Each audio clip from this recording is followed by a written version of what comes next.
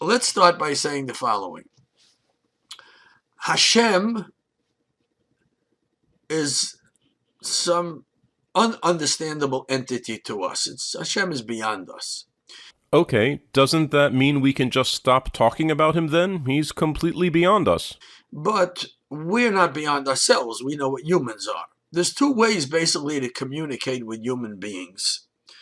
If you're a deity, if you're Hashem. You just said Hashem is beyond us, but now you're going to tell me how he can and cannot communicate? One way is the Sinai way. One way is gather a nation and speak to the entire nation and tell the entire nation your message. That's one way. Fine, that's one way. I assume you mean by using a very loud voice and speaking in a language all the people understand. But fine. I mean, what you're really describing is a way that a person could communicate with other people.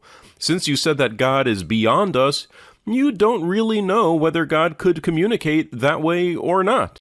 In fact, according to our understanding, the original intent of Hashem was to give the Torah to the entire world, not exclusively to any particular group. But hey, if Adam and Chava couldn't handle one mitzvah, how are they going to handle hundreds of mitzvahs?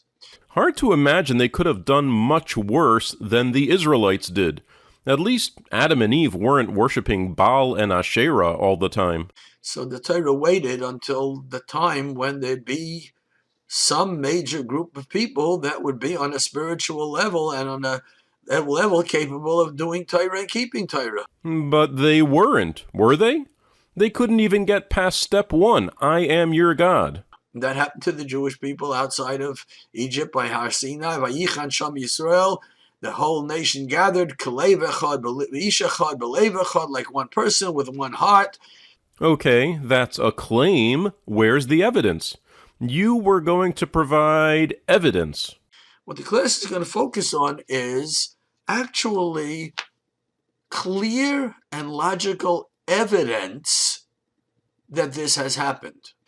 Major event. So one way of giving the Torah, if you're God and you want to give the Torah and you want to give rules, regulations, life instructions, is gather an entire nation. At that time, the Jewish people were about 2.5 million people.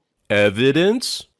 Because 600,000 people came out of Egypt, just men alone from 20 to 50, double it for women, add the senior citizens, the children, you got 2-3 million people. Waiting for evidence.